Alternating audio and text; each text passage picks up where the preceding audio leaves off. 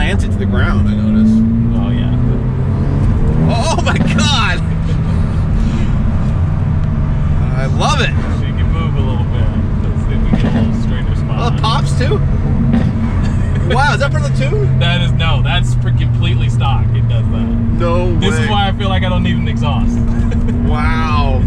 Okay, welcome everybody to another edition of Cool Cars with Chris. I am Chris, and we are with a cool car and its owner. Courage is literally here physically in person. We have Courage. How you doing today, buddy? I'm doing great, Chris. Thanks for having me, man. And this is fantastic. Lovely Saturday. Yeah. And you came all the way down here from Temecula? Yep. Wow. What is the drive like, by the way, these days? Is it a lot of traffic? Not on Saturdays, luckily. It's a pretty straight shoot. And I actually stopped off at Rancho Santa Fe Cars and Coffee locally out here, too. So nice little morning there. But no, I had no complaints traffic-wise. Nice. So take me back to what made you want to buy this car in the first place. This is a Hyundai Elantra N series. Yep. And you first rented on Turo, you first rented a car. What kind of car did you rent, and what made you want to buy this car? Yeah, no. So I started, every time I rent on Turo, I try to find something interesting. And I was actually going to rent a Golf R before. That was the first choice. And the guy 2 days beforehand told me that he sold the car. And so I was like, oh, well, do you have anything else? And told me he had a 328i. And I was like, well, I've driven those before. I wanted to try something else. So scouring Turo, ended up finding a black DCT transmission. They had the sunroof. They're the only real difference, sunroof and automatic transmission. And absolutely loved that car. I drove it up through Lake Tahoe, through some curvy back roads. Obviously on the highway, I was impressed by the power, and I fell in love with it. It was just a total package. I have two little ones, so I needed something that was practical, and this was super practical yet still fun. And so I pulled the trigger probably 2 or 3 months after and said, like, this is the car that I want to be the fun car / still do the dad duties at the end. Right, that's the thing too, is like a lot of these sports cars, because I've owned sports cars, and a lot of them don't have like back seats. Yeah. Well, some do, but so have you taken this on many road trips, this car? Oh yeah. So the most recent one was actually Monterey Car Week. Went there in August and literally stuffed 4 people's worth of stuff in the back trunk. Some my kids are young enough where I can still put stuff in the footwells and things like that. Oh, okay, so okay. We did utilize that. I used the rear kind of shelf in the back too. It did it. No issues at all. We fit everything we needed. Everybody was comfortable. And I would do it again. We're actually planning to do it again next year, too. I mean, how reliable are Hyundais? Have you had any issues with yours at all? It's probably a fairly new car, but... It's a great question. I get it a lot because of kind of the rep that Kia and Hyundai have had over the last couple decades. I haven't had any issues that weren't self-imposed. I'll just put it that way. What do you mean by self-imposed? So there were a couple of things in modding this car, which I told myself I wasn't going to mod the car when I first bought it, that it was exactly how I needed it, and I wasn't going to do anything. 2 years into that, I ended up modding the car. The first few things I did were the intake, and then I ultimately ended up going with the JB4 tune, which is basically a piggyback tune. And so you got this car tuned in California. How did you pull that off? Let's just say that it flies under the radar enough that I haven't had an issue with it yet. So well, it's fairly new, so I don't think you have to worry about getting it smogged anytime soon. Yeah. But when you do come up to smog, what are you going to do? So this the big thing about the piggyback tune, it gets a lot of kind of back and forth of should you do it, should you not? It's actually plug and play. So it's a box inside under the hood that literally is kind of feeding information in through the ECU, and I can literally unplug it, and there's no trace of it at all.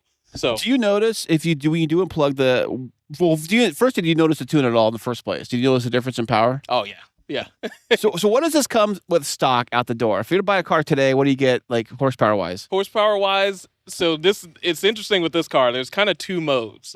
Base, like with non-octane learn is what they kind of call it. You're putting down about 240 to the wheels. It's rated at 260. Stock? 276 horsepower. Wow, Yeah. stock's a lot. Yeah. And so without octane learning, you're about 240 horsepower. With it octane learn, and I've actually had some videos where I posted results on this, I put down 271 to the wheel. You've actually dynoed this? And I've actually had it dynoed, correct? Wow. Mm-hmm. And so with the tune, I would definitely say, and because I have different maps on the. So mine runs on ethanol. Does yours run on ethanol? So it can. I've been toying around with kind of E30 mixes. You can't go full E85 though. You'll have to kind of overhaul the fuel system, get new injectors. So yeah, it can't do a full blend of. It can't do a full E85, but you can do blends, and they get you some extra power. If you do like an E20 or E30 blend, you can definitely get 320, 330. Sometimes I see folks with. So yeah, it's possible, just not like a full E85 run. That takes a lot of work. How this works, because this actually has an active exhaust. You can change it by mode, or you can or you can actually make a custom mode. And if you want to have, say, the engine fully in like its performance mode, but the exhaust closed, you can actually set that as a setting in the car. But actually, in a sense, it's sort of a little cheating because it's dual exhaust, but the valve is on one side. So in quiet mode, essentially, you're only running out of one side, and that's how they quiet it down. But then once you open the flap, it's going out of both, and that's when you get the full show, I guess you can say. Nice. But yeah, 4-cylinder, of course, and of course they got. I'm sure it's direct injection, double overhead cam, and all that stuff. That's kind of like do it these days now. I mean, my truck is direct injection with fuel injection. Yeah. I actually didn't know that was possible to have both. This engine. I have the Coyote V8 with the 3rd gen. Oh wow! Okay. And it has a dual. I think the 4th gen's got the auto shut off, cylinder shut off. Mine doesn't have that. Mine's before that, but yeah. So mine runs on ethanol. Does yours run on ethanol? So it can. I've been toying around with kind of E30 mixes. You can't go full E85 though. You'll have to kind of overhaul the fuel system, get new injectors. So yeah, it can't do a full blend of. It can't do a full E85, but you can do blends, and they get you some extra power. If you do like an E20 or E30 blend, you can definitely get 320, 330. Sometimes I see folks with. So yeah, it's possible. Every car kind of has like its little quirks or things like that. You're kind of like, I wish it didn't do that. So is there anything on this car that you're like, I don't know? Yeah, there's two just right out of the gate. One is actually the Octane learn situation, because I call it kind of a rain dance to get it to work, because you have to, there's actually an owner's manual, or a section in the owner's manual, where you have to drive kind of freeway, highway driving above 70 for like a period of like 10 minutes or something like that. And it allows the car to learn what fuel is in the car, and then it'll unlock that extra boost. Because stock, it'll boost at about 15 PSI. But once it's Octane learned, it'll actually bump it up to 20 PSI. Oh, nice. And so that's where you get that extra You have a boost gauge in the car? You do, yeah. So is it stock, or do you buy it in there? Gauge cluster has like has a boost gauge, which isn't like, it might not be hugely accurate, but the JB4 actually has an app that I kind of put off to the side that actually does have a pretty accurate kind of boost calc off of it. But yeah, that's my biggest annoyance, because you can do all of the process of Octane learning and it won't do it. And there's no indicator of when it actually happens. And so the only way is just, randomly you put your foot down on the freeway and you see, does it go to 20 PSI or does it stay at 15? That's the only way you know. Now, being that it's a turbo, is it twin turbo or single turbo? Single turbo. Turbo. Is there a turbo lag to the car? This is actually, I'm surprised that the power band is really linear in this car, and torque comes on. Full torque is actually 22 or 2300 RPMs, so it comes on pretty quick. Like, it's not really like some of the bigger turbo applications where you do feel that noticeable lag. Right. I can pass people pretty quickly in 6th gear if I'm at about. And it's a 6-speed, right? It is a 6-speed. Okay, yeah. So I'm not even really needing the downshift unless like you really need to move somewhere. But that's just how well the turbo acclimates to just like once you put your foot down, it spools up pretty quick. This car, and you're looking for a sporty 4-door. Yeah. What else would you have bought other than this? Ooh, that's a good question. Is budget an issue? Well, I'm not saying like the Lamborghini Urus. It's like a crazy here. What would you get? I'll give you two. I'll give you one that would be a stretch and one that would, be basically I could do it tomorrow, maybe. The one that I would do tomorrow, it would probably have to be, as stereotypical as it kind of is. Actually, no, that was the wrong answer. What I would actually choose is the Acura Integra Type S. The new Integra, huh? Yeah. It's got a stick shift, and it's probably its closest competitor to this, right? Pretty close, yeah. The Type S, that's the one I saw. It's like 70 grand, isn't it? With everything all in, like you're probably looking at that, probably like 60 or so. The Type R, the Civic Type R, That's that one's about like out the door, probably 55 or so. Is that all-wheel drive? They aren't. No, neither one. Both front-wheel drive. Is this all-wheel drive? Front-wheel drive as well. So not all-wheel drive. Nope. Mm-mm. Which one had the all-wheel drive? That's the GR Corolla. Okay. Which that's always kind of a question too. And I do kind of like that it's a 3-cylinder because I have this weird thing. I'm a musician, and I play piano, and I actually I nerd out to like engine cylinders and how they sound. You're telling me, man. I had the exhaust, man. I tried doing some video later after I got the exhaust done on my car, and I did some stuff and a few things, but that thing sounded great when you got up on it, and I it wasn't too loud. 'Cause I think some people get their cars done and they just chop off the mufflers and go straight pipe or whatever. Yeah. I've heard a lot of Z's that do that. I've heard a lot of Z's, like Tomei exhaust and things like that. Yeah. They just sound super loud. It just kind of takes away the character. Like I do feel like cars do have a certain character about them, and when you just change that too much, it just feels like a different car, But yeah, definitely the Type S. That would, like, if I was going like in the same ballpark of type of car, definitely the Type S. I actually love the Acura MDX Type S too. You've seen it? It's actually the 3-row SUV, but it's the S version, and it has like 355 horsepower, all-wheel drive. Now you're talking like V6s and things like that. Have you ever thought about going like V8 direction? Man, yeah. Well, no, you like my second one though. Okay. So my second one would be a CT5V Blackwing. Okay, nice. That would be my stretch car. Nice. Those are, I think, now like 80. Oh, I think got to be over 100 maybe. I mean, what does this car represent to you right now? It's a good questions, Chris. Making me think. But no, I mean, to me, it represents that you can still be interested in cars and have something that kind of fits your life. But yeah, for me, it represents just this season in my life, having kids, doing family stuff. Still, I feel like a lot of people think you can't really still have a passion for cars. You can't have a fun car. You can't go out and, be proud of your car. But this kind of represents that for me, is that regardless, I mean, my youngest loves this car. Like how old is he? He's 3. He's going to be 3 in December. Oh, nice. Yeah. Does he have a little kid steering wheel like he sets up in the back seat? We don't bring it with us, but we have it in the house. Yeah. But he loves it. My oldest, all he likes is video games now. But yeah, no, I mean, that's what it is for me. Is just like, you can still have that passion. Like I'll have my time with some of the crazy 2-seat sports cars and all of that. But this is kind of reinvigorated for me because I sold my 300ZX right when my oldest was born. Just because I just knew that car needed a lot of work. Right. It becomes a garage car, really. Yeah. For sure. And I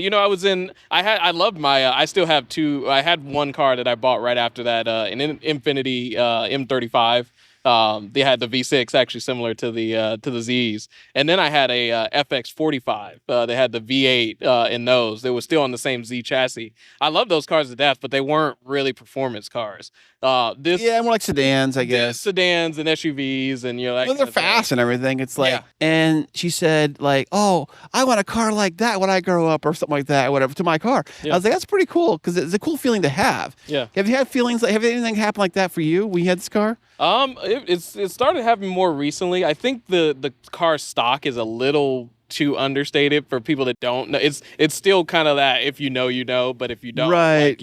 Some people think that I did a lot of the mods that basically made the car look like it looked stock. They thought that like the wheels were aftermarket, the body kit was they thought for sure the exhaust was aftermarket. So stock, I didn't really get that as much unless people really knew about it. Now with like the wheels, with the front splitter and things like that, I am starting to get that a little bit more. Actually, I was driving through my neighborhood the other day with a buddy of mine. He has an S15 Sylvia, if you know about those. Oh yeah. Yeah, I was driving through there and all the kids were playing out at the park, and you hear the kids in the background, "Hey, rev it!" And I'm like, well, I'm not gonna do it in the neighborhood, guys. But I gave him a little baby one here and there, but yeah, it's starting to happen a little bit more now, for sure. That's great, man. That's great. So we've talked a lot about the car, but I cannot wait to go for a ride in this car, man. And I want to see what this thing can do, and I can't wait. You ready to go for a ride? I'm excited, man. Let's do it. Let's do this. Okay, here we go. It feels very planted to the ground, I notice. Oh, yeah. Oh, my God. I love it. So you can move a stops too? Wow, is that for the tune? That is, no, that's for completely stock. It does that. No way. This is why I feel like I don't need an exhaust. Wow. There, we got a little bit here. I get All right. just a bit. All right. Oh my God! Holy shit! Wow. She moves a little bit. Man, what RPM? I was watching the gauge. What RPM you had to get to? That was probably about 5,000 RPMs. Wow. And the cornering is what I really love about it. It's just so planning. I am thoroughly impressed.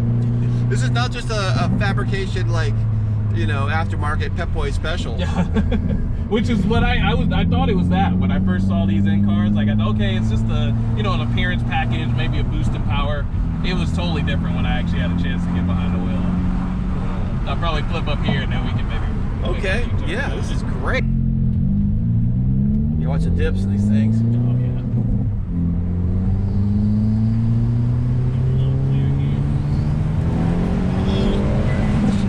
Yeah. Oh my God, I love it.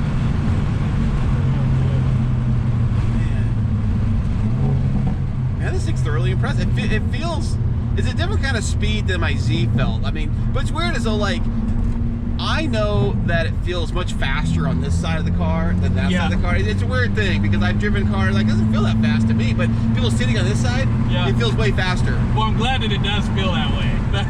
Because to me, I get used to it. But in this mode, though, I do actually start to feel it a little bit more on my end, too. Because it is front-wheel drive, so you're kind of holding on.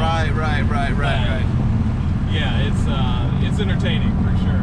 But definitely like the thrust feeling. Like, I think you get used to it after a while. But I think when you're, I love it. Yeah, and I really, honestly, there's, like I said, the custom map is definitely an option for me, but it's not like, I don't feel like I really need it. Like, this map 2 is, you know, you can say it's conservative. It's only pushing about like 3 PSI over stock, 3 or 4. And, I mean, it moves the way it does. I don't really need any more power. Oh,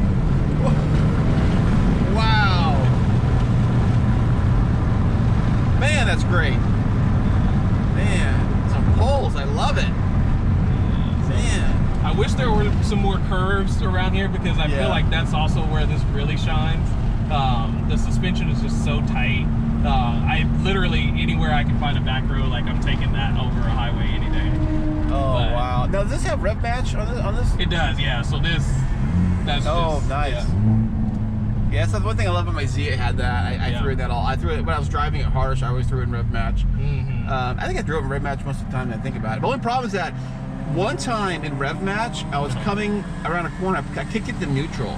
And the rev match thought I was going to first. Oh, and it revved it. It went to like 8,000 RPM. I was like, holy crap, what do I do? Yeah. And because there's a sensor in the notch that kind of figures out where you're going. In Rancho Santa Fe, there's actually a gas station that sells. There's partnered with Sunoco, and they actually have 95. And so usually, if I'm running anything more aggressive than the tune I have now, I'll run 95 in it. And you can tell the difference? Well, the 95 is more just to work with knock, just to make sure that like when you're pushing that much PSI that you're not knocking or anything. Oh, okay. It's still, the power still feels like it increases, but not drastically. It's just more of like an assurance that you know that you're not getting knocked, basically. Wow. But I have done E30 mixes in it too, so I'll mix. Yeah, like it's like a whole calculator you can use to mix E30. So it's E85 with 95. I want to do E85 with 95, but I have to plan it out where I'm going there, and then I got to go to an E85 place, so it's just a headache. Well, is there any places close by? I mean, that's kind of far away from you, though. Yeah, no, I'm outside of E85 places. Like, there's no other place I know that sells like 95 or anything above 91. So that's mostly what I'm running for the most part. Oh, yeah, no, I hope you enjoyed it. Hope it was a little bit of a surprise. Definitely, man. I love fast cars. Love cool cars. It's definitely a cool car. I have to give it a cool car thumbs up. Definitely. I'll take it. All right. Until next time, we'll catch you guys later.